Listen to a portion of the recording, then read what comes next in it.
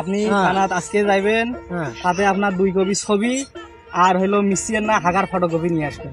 সুমন্দি কয় গিরা 16 বছরে বিয়ে করিয়ে বউ মরি গেল, বউ মরিয়ে শালা ভিডিও ভাতা পায় আর মোর বউ মরে গেল, ভিডিও ভাতা পাম না। আসসালামু আলাইকুম। ওয়ালাইকুম সালাম। আছেন?